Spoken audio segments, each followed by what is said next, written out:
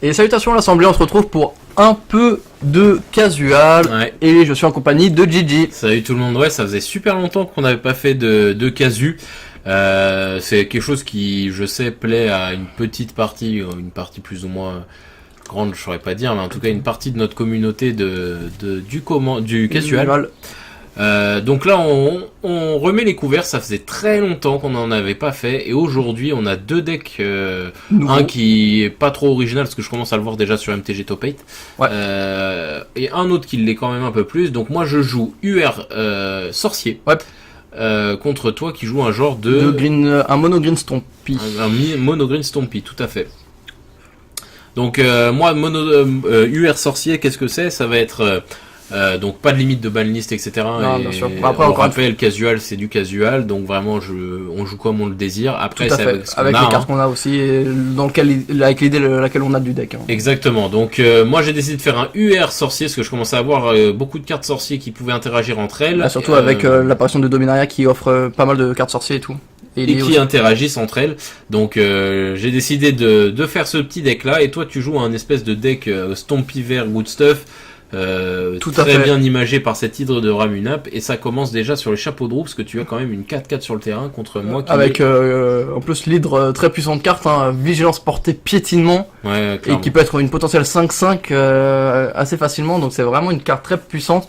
En fait, à la base, j'avais déjà créé le deck une première fois, mais en fait, j'avais carrément passé à côté d'une des capacités les plus basiques du verre, c'était en fait le piétinement. Et après quelques tests, je me suis dit, mon deck manque un peu de piétinement, je vais voir ce que j'ai. Et là, je tombe sur cette petite hydre, et en fait, ce qui est bon, même si les déserts, c'est pas ce qu'il y a de mieux, mais c'est quand même intéressant parce que en fait, le désert va offrir de la pioche au deck vert. Tout à fait. À la couleur vert, et qui est quelque chose qu'on croise pas souvent. Et en plus de ça, ça permet d'alimenter donc cette fameuse hydre de Ramunap. Tout à fait. Sachant que là, en plus, oui, ça peut être une 5-5 potentiellement, parce que tu sais, t'as deux effets. T'en as un cimetière désert et un désert battlefield que tu viens d'alimenter. Donc là, maintenant, t'as une 5-5 sur le terrain. Ça va être très compliqué avec l'elfe de la noire aussi, qui est devenu une 2-2 grâce à ton Nouveaux Horizons. Tout à fait. Donc là, c'est vraiment... Donc là, ça va être une grosse cloque là que tu commences à poser sur le terrain. Bourgeonnement urbain, tu commences à poser vraiment beaucoup de terrains différents là. Là, pareil, le bourgeonnement, c'est pour des petits éphémères qui coûtent 2 que je puisse lancer en fait pendant ton tour tranquillement, et pour moi me full tap pendant mon tour, et je me dis ouais, il y a toujours un petit terrain derrière pour clairement lancer des petits éphémères sympathiques. Clairement. Donc moi là, je vois ma main, j'ai très peu de choses pour pouvoir gérer ce que t'as. Je vais craquer une étendue sauvage en évolution pour fin de tour, et en faisant fin de tour tout simplement. Je vais chercher ma deuxième source de rouge. À savoir que dans mon deck, je joue deux Planeswalkers, je joue Chandra Nalaar et Jaya Bala. Donc on reste côté famille. Hein. Exactement, on joue du rouge dans tous les sens. Là, je vois que j'ai aussi Master of Waves dans mon deck, dans ma main, pardon. Qui va quand même être vachement utile dans ce match-up. Dans ce match-up, si j'arrive à poser des dévotions au bleu, parce que là ça va être compliqué. J'ai quand même Trickster. T'as Trickster qui va être vraiment bien, parce que Trickster, là, ce qui va être bien, c'est que ton hydre, elle gagne pas de marqueur en réalité, elle gagne +1/+1. Ouais, c'est ça. Donc si elle a plus d'effet, ça redevient une 3/3. Après, d'un côté, tu l'engages quand même, donc finalement, c'est comme si j'avais pas attaqué avec. Au mieux, tu pourras tuer l'elfe de la noire en trade. C'est ça. Je peux faire et donc avoir un petit tour gratuit en niveau point de vie. En plus de te faire perdre une source potentielle de mana, c'est toujours ça de prix. Et puis voilà, je vois que là j'ai vraiment très peu de cartes pour gérer. Alors c'est vrai que pourquoi aussi j'ai voulu jouer sorcier, parce que au-delà des créatures sorciers de Dominaria, il y a aussi eu des sorts spécialisés sur les sorciers. Ouais. Notamment un contre qui est normalement un coup de mana de 1 et 2 îles, et que si je contrôle un sorcier, il coûte plus que 2 îles, donc un counter spell. Ouais. Et l'éclair de sorcier qui lui coûte 2 de moins, c'est 2 et 1 rouge. Et qui coûte 2 de moins si je contrôle un sorcier, donc c'est une bolt. Et donc vraiment, c'est avec ce genre de petites cartes là, je me dis, c'est sympa ce genre d'interaction tribale. Ouais. Ça fait penser un peu, pour les plus anciens d'entre nous, aux sorts tribaux, ouais, ça qui étaient sortis notamment à Future Sight, et entre autres Lorwyn, ouais. Qui proposait en fait des sorts de non créatures, mais qui étaient spé sur des types de créatures. C'était vraiment stylé. Et en plus, comme on sait très bien que Gigi aime beaucoup la tribalité, hein, yes. Yes, je suis le boss des merfolk. C'est pour ça que j'en joue même dans un deck Ah sorcier ouais. qui n'a rien à voir. Ouais, mais toujours bon, plus de folk. ce sorcier, il est vraiment. Extrêmement puissant, escrondin qui Et a tu, donc tu décides temporisé. de le garder en plus. Exactement, parce qu'en fait, je veux alimenter ma dévotion au bleu. Ouais. Pour pouvoir poser Master of Waves. Je pense que c'est ce qui est. Ouais, il a Voilà raison, ce que je monsieur. vais poser. Alors pourquoi je pose Master of Waves maintenant? Parce que je peux pas temporiser un tour de plus comme ça. Il faut que je... Faut des bloquants. Exactement. Mais pourquoi? En fait, la vraie question c'est pourquoi je pose pas un autre trickster avant, parce que je veux pouvoir retempo un tour Ouais, tu de veux plus re-trickster. avant. Quitte à perdre 2 tokens, tant pis, c'est pas grave. Je préfère quand même trickster en éphémère.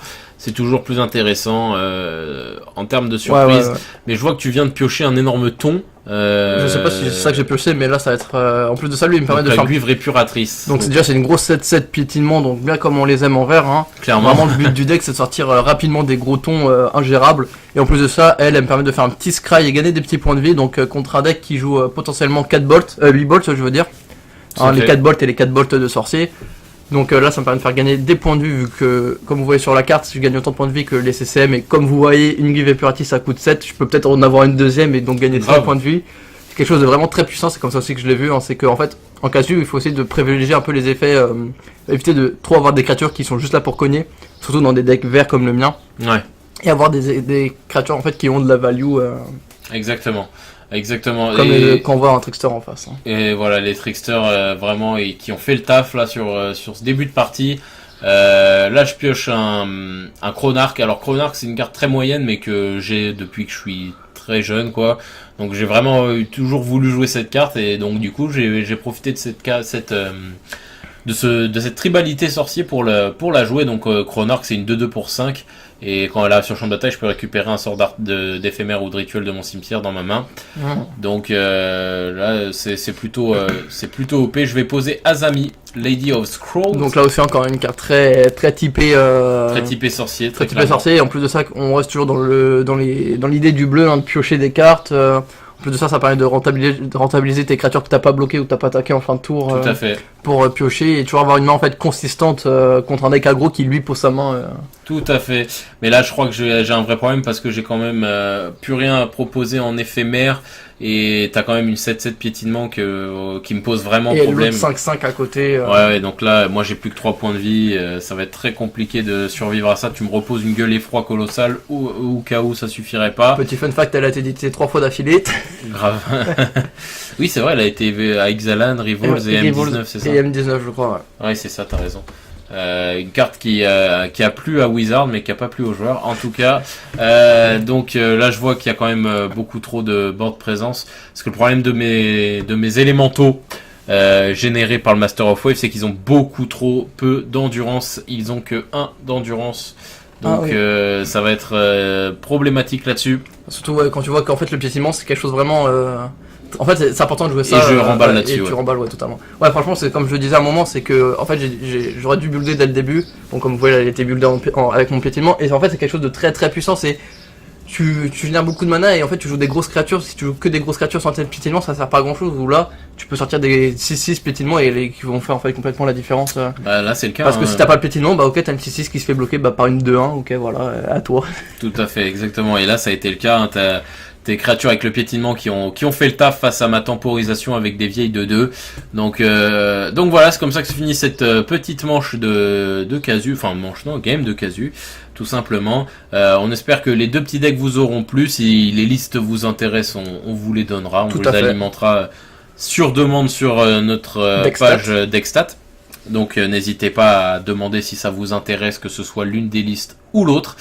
En tout cas, on espère que cette petite vidéo de casu aura plu à ceux qui en demandent et aux autres aussi d'ailleurs. Bien sûr. Et puis Atom, c'est quelque chose d'autre à rajouter? Bien sûr, vous pouvez donc toujours vous abonner à la chaîne YouTube, à liker et à commenter et à partager à tout fan de MTG. Et exactement, et tout en chanson, on va se dire à la semaine prochaine l'équipe. Salut tout le monde. Salut tout le monde.